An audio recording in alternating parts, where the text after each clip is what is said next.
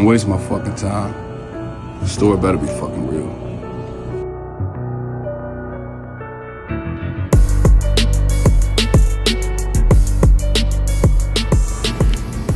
So what's your name?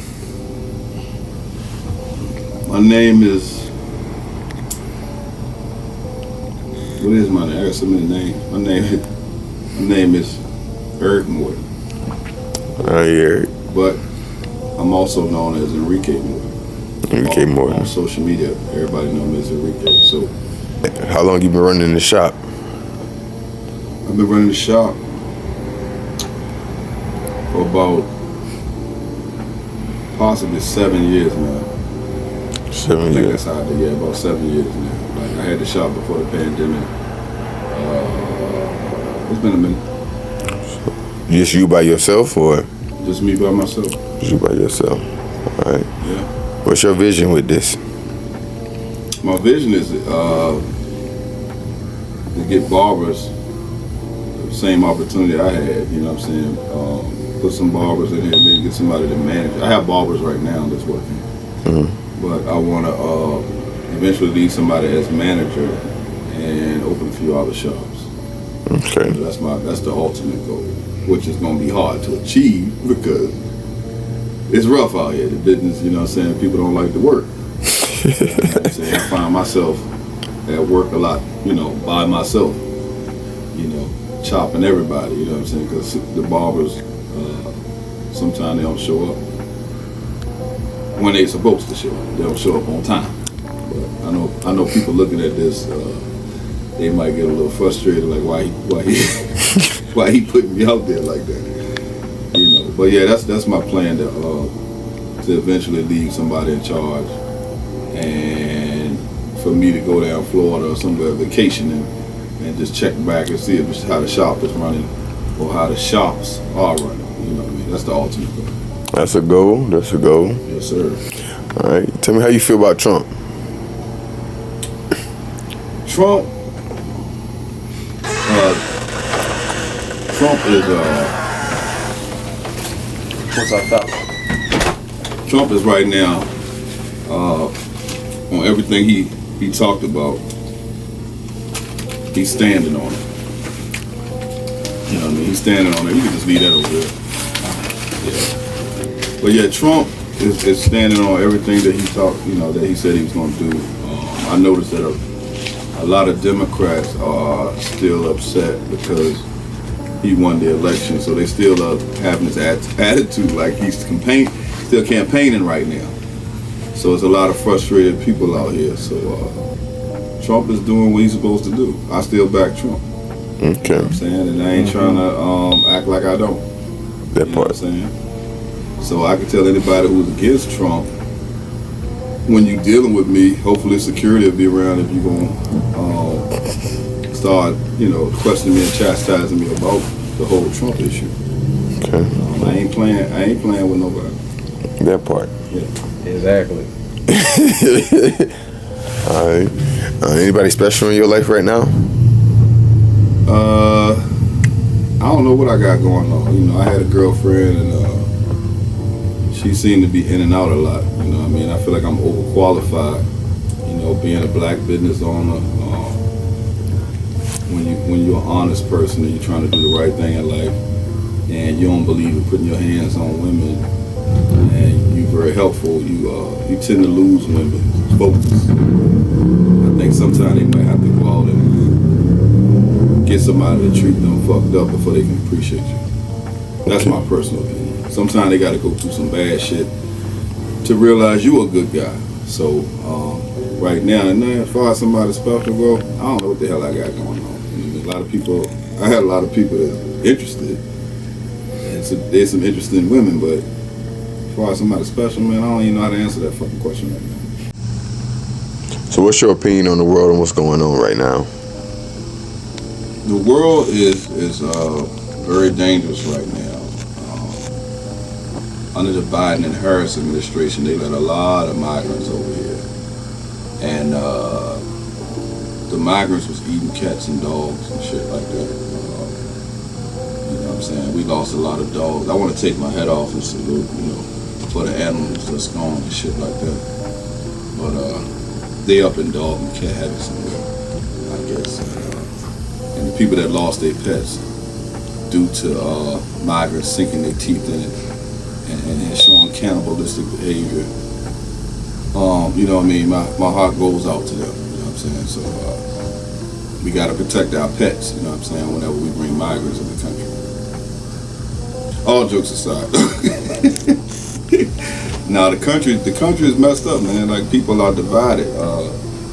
You can't even have an opinion in this country, man. If you're a person that's a Republican, then you got the Democratic Party. They going against you every time. They don't want to agree with anything. It's like they're in a cult. You know, I guess it's everybody. You know what I'm saying? They don't want to. You know, they don't want you to have an opinion. If you don't go with their opinion, then you ain't shit. And your line of thinking, and I hear all this crazy shit all the time, where people approach me and they say, man, well, your line of thinking, that's when I smack somebody. I say, how's my opinion now? Then they don't say shit. So sometimes I told y'all I had to put hands and feet on the motherfucker sometimes just to, you know, get their mind right. Get hands and feet. Hands and feet on their ass, you know what I'm saying, to get these people to act right out here. I ain't nobody to play with. When somebody come fuck with me, you might as well just be jumping the fence at the zoo in the lion cage or some shit like that. You know what I mean? They don't want to activate me. I'm like John Wick. You activate me, then I'm gonna do what I have to do, and that's put hands and feet on me. That part. Yeah. So approach with caution. Just a little bit. Just a little bit. Just a little bit. You know. So tell me, have you ever been locked up before? Yeah, it's funny you asked that shit. Yeah, I have been locked up before. And it's a funny story because I got locked up with one of my cousins had passed. One of my cousins I'm real tight with, but was real cool with at the time. And my parents wanted me to go over there and grieve with the family. But at the time, you know what I'm saying, I was about, I want to say I was 20. At the time, I ain't feel like going over there to grieve with them because I was like, man, I ain't being phony because, you know, sometimes family don't stick together. And I was like, I don't want to act phony because it ain't like I've been going over there the whole time kicking it with them and shit like that, even though I love my cousins.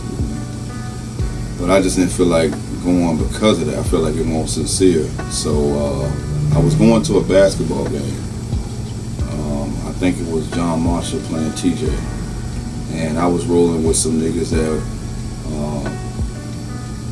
let's just say they were street niggas. Gold chains, sweatsuits and shit like that. So my mom came out, I had these guys waiting in the living room, you know, waiting on me to get straight so I can ride with them.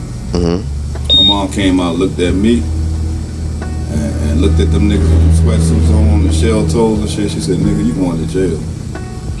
And I said, what? She said, you going to jail. So she just walked off. So my dad came to me. My dad was like, oh, your ass going over there. But, you know, I was so big at the time, lifting weights, playing football, boxing, wrestling. I was somebody that didn't take no whole lot of shit off nobody. So I kind of like was disrespectful in a way. My dad told me, he said, you going over there? I said, man, I ain't going over there. I said, I'm a man, I expect you to treat me like a man. So he kind of clutched his fist like he wanted to hit my ass, you know what I mean? But I won't even phased by the shit. So long story short, I rode with these niggas to the basketball game. Had a pretty good time or whatever. We left the game in this car that somebody had got from a junkie. I mean, street people know, you know. But yeah, we got the car from a junkie, and I wasn't driving the car. I'm sitting in the back on the passenger side. So remember I said that I was sitting in the back on the passenger side. So my homeboy girlfriend showed up at the game, so we in this little car already. We packed in there. She's sitting on his lap, and we pulled into this apartment complex called Huntington Village. And they had like the police out there deep. They was running some type of sting operation or some shit like that. So I remember my homeboy, you know, we letting this girl out the car. It's all tight in there. We feeling relieved because motherfuckers sitting all across each other, right? She go in the house, townhouse apartment. She go in the house, and I remember the police rolling up on us, surrounding the car, and they said something about we with the guns and drug traffic patrol or something like that. I'm 20 years old, man. I ain't never been in trouble, so you know what I mean. Immediately my heart racing. I'm trying to figure out what the fuck going on. So, you know, a couple of, you know, some of us was hustling that day, but we ain't have no work with us. But one person did have some work with them. They left the shit under the seat in a medicine bottle. All right, so the police put some liquid in the medicine bottle, and they shook the shit up. And I think if it turned blue, they know it was like crack cocaine or some shit like that, right? So, you know, I'm thinking everything, all right, I ain't got no work with me, and I know these niggas ain't that damn dumb that we riding from a game and they got some work in the car. Man, next thing I know, the cops put that liquid in that little bottle, he shook that shit up, and that shit turned blue. And they started high-fiving each other. So, they rolled up on us, told all us, put our hands behind our back.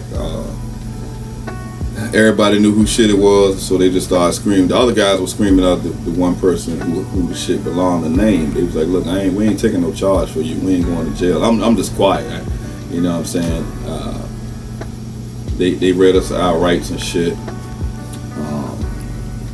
And they hauled our ass off to jail. So I get into jail. I ain't never been locked up. So I'm thinking about all the shit that you hear about in the movies and shit like that. You know, niggas gonna try to rape you. You gotta kick a nigga ass. So I'm going in there with an attitude like the first nigga to say something to me, I'm gonna fuck his ass up. So everybody else can pay attention to this and leave me the fuck alone. So I get in that joint, and it was time. You know, phone call time. I'm gonna call my people. They gonna come get me. I ain't never been in trouble before. So I get my phone call, I call home, and I joke. I like to joke a lot. So when I call home, my father answered the phone, and I said, Dad, I'm locked up. He said, man, stop fucking playing with me. I said, I'm locked up for real. He said, stop playing. So I put the deputy on the phone. So the deputy was like, yeah, your son is down here, he locked up. And he handed me back the phone. So my dad was like, why the fuck you calling me? I'm like, damn, you know what I'm saying? Like, this nigga gonna act like this? I ain't never been locked up before, right? So, this nigga also told me, he said, what you want me to do? I said, I want you to come get me. He said, what did you tell me before you left the house? So I'm thinking, damn, just go ahead and say this shit and get it over with. You know what I mean? He'll come get you because you ain't never been in trouble before. They got paper, you know, they get you out, no problem. He ain't go like that. That nigga said, what did you tell me before you left? And then he said, you say you're a man, right? Some say, just say, yeah, he'll come get you. I said, yeah. He said, all right, well, be one while you down there, motherfucker. He said, your mama might lose some sleep over your ass, but I damn sure ain't gonna lose no sleep over your ass, right? Motherfucker hung the phone up. Damn. So, they hung the phone up. They put me back in holding. Now, mind you, I'm 20 years old. I ain't never been locked up, so I'm in an environment that, you know, I don't know what to expect. So they was letting, you know, they was filling the holding joint up with different people that had been committed crimes or whatever. I'm in there. My homeboys I got locked up with, they in there too. They in that joint wilding and tripping and shit. Because a few of them had been locked up, so that shit wasn't nothing to them. So I remember the guy coming in, he got blood all over him. He got on a wife beater, kind of squatty, muscular dude. And I remember him coming up to me saying, hey man, he said, they said I was putting my son in the oven. He said, I wasn't putting him in the oven. I was taking him out of the oven. Man, I heard that shit. I said, man, I need to get the fuck out of here. What the fuck on here? So, long story short, first time being locked up, my parents left me in there for a few weeks. My siblings probably gonna act like it was a couple of days, but they like to make jokes about this shit. So fuck y'all if y'all hear this interview. But anyway, so they left me in there for a few weeks and they came and got me. And I remember getting in the car and my dad saying, you know how much it costs to get your ass out? Because while I was in there, I was calling my girlfriend at the time. I called my best friend at the time, telling them, yo, come bond me out this shit. My dad tripping. So they ain't come up with the money. So and when they told me I was being bonded out, I was hoping it was my girlfriend at the time or my homeboy. Man, it won't. It was my parents. Your mom and your dad? It was my mom and my dad.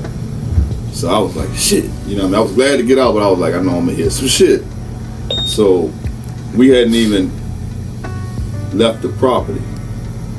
And I remember my mom being in the car like, God damn, boy, did you take a shower? Your ass is kicking. You know what I mean? So I'm in that motherfucker. You know how when you get in there to give you a little ass piece of soap. That shit don't last long. And ain't nobody put no money on the books. So that's a one-time wash, boy. I probably was in there smelling like a young bear. I ain't gonna lie to you. You know what I mean? Probably smelling like a young bear, you know.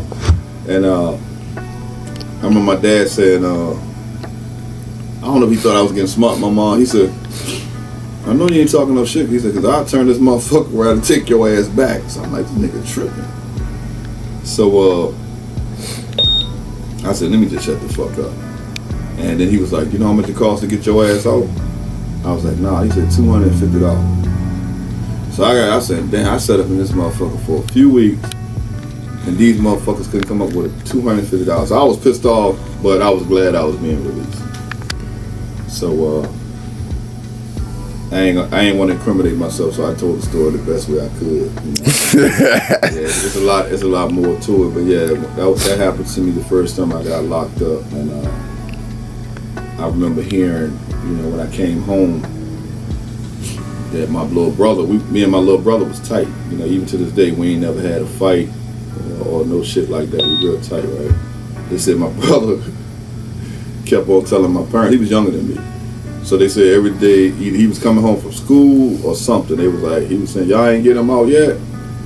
And they ain't have no response for him. So they said he just kept on asking that. And they said one day he just snapped.